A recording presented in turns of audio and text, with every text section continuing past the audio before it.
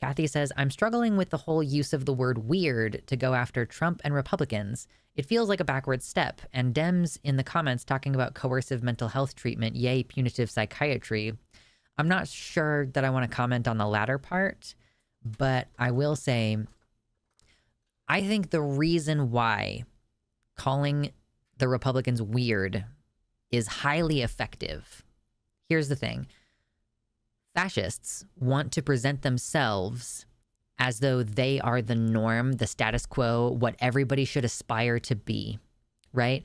So if we as a society say, no, actually you're fucking weird and we don't like this and we're rejecting you, we're going to pretend, like, not pretend, but like we're going to orient ourselves in such a way as to make you the outsider. Like, actually, you're weird. And like weird in a bad way, you know? Like you're weird in a way that we don't want to affiliate with. It completely upends their entire ideology and their entire political approach. Because it's like, yeah, but we don't want to be like you. And we don't think society should be like you. It's like a fundamental undermining of what they try to accomplish. Because that's what they do to us all the time. They're like, ugh, these tranny freaks, and like, ugh, these butt pirates, and like, ew, brown people, you know, that's what they try to do. They are constantly closing the circle. They're like closing in and saying like, yeah, it's normal to be a man and white and straight. And like, this is a high value situation. Like, we want to be the in-group. We're what you should aspire to be. You should aspire to be a CEO. You should aspire to be like all these things.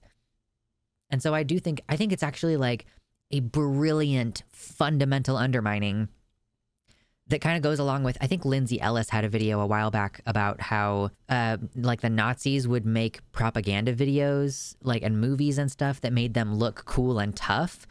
And that one of the things that helped undermine that perception was like comedy movies about the Nazis. You know, like you can't present yourself as like the cool guys if you are being undermined by comedy or by shame or alienation or something. When people go like, no, actually you're weird. This is weird behavior. This is abnormal. And I think this is very powerful. This is very powerful. TERFs do this. TERFs are like, you are freaks and you're weird and it's impossible to empathize with you people. You want to do all this weird, creepy stuff. You're trying to hurt kids, all this. And then for us, and even for, you know, normies, let's like, you know, not people who are not trans and also not transphobic, they're just kind of normal. For those people to look at TERFs and go, yikes, you have some issues. That's weird. That's not normal. That is extremely powerful in undermining fascist ideologies. And that's my humble opinion. I understand that a lot of people have had the word weird directed to them. And like, you know, people will call us freaks and stuff. And it's dismissive. Yeah. Like, it's almost like we don't need to say anything else. Like, you're just being weird. Your ideas are not worth going into. But yeah, sorry. I read something in chat and my brain immediately switched onto that. But yeah, like I understand that it is a term that has been weaponized, but I also think that most people who have been called weird a lot for being goth or being trans or whatever, being really interested in bugs or something, eventually we start to go, yeah, I'm weird and I like that. But that is a different kind of weird. That's like the social status quo attempting to cause us to feel shame about something that we feel is, you know, a genuine part of ourselves, as opposed to wanting Republicans and fascists to feel shame for like being somehow against social cohesion, basically. Like, you want white supremacy, you want social division, I want to look at bugs. Like, and I want to get along with people, you know? Yeah, weird, I think, has already been reclaimed. And now we're turning it back. Yes, there's a difference between being fun weird and creepy weird.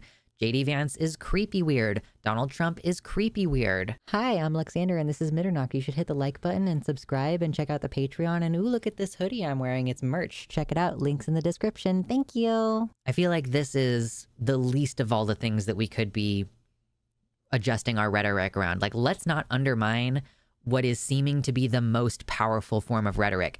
Like, yes, it might be more literally accurate to call them bigots or to call them transphobes or whatever, but they don't care.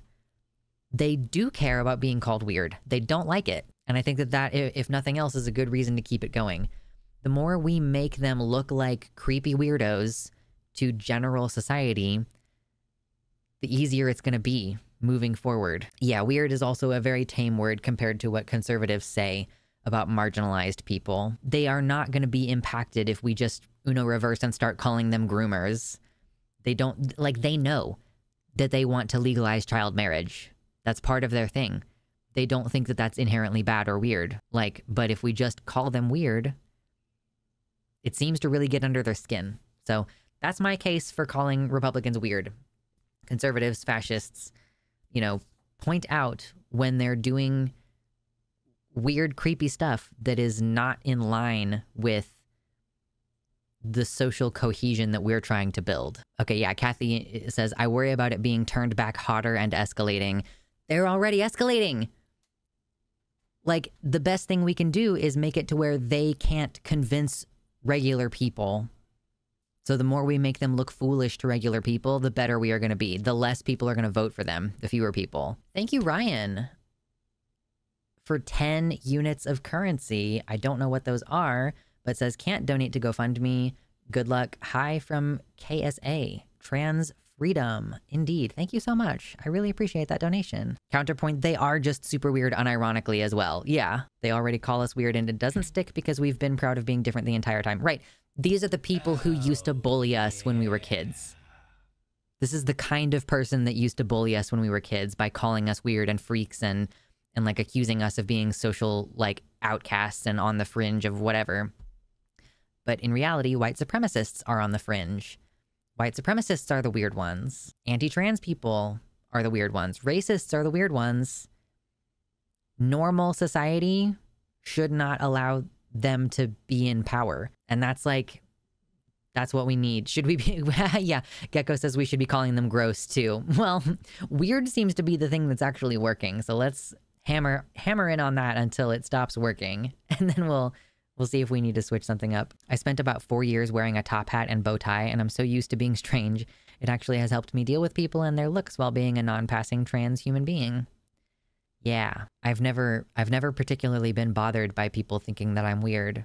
See, that's the thing too, is like, we were bothered as children by being called weird.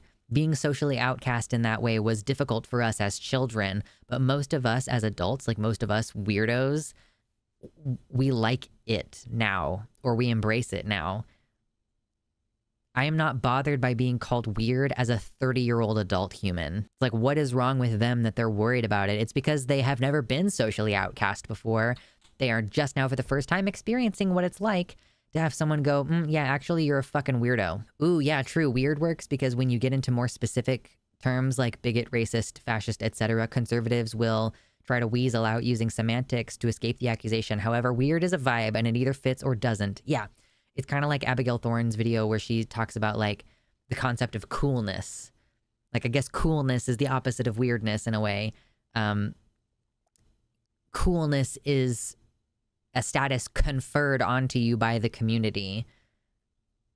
And it's vibes based. Don't be a square. Yeah, yeah. That's what's wrong with them. They're squares. Man, that is fundamentally what the problem is. JD Vance is a square. I don't think the word silly has nearly as much power as weird. Silly doesn't imply that, like, you need to stop. Like, I think when you call someone weird, there's an implication that they need to stop. All the shapes in the universe and you chose a square. Shame.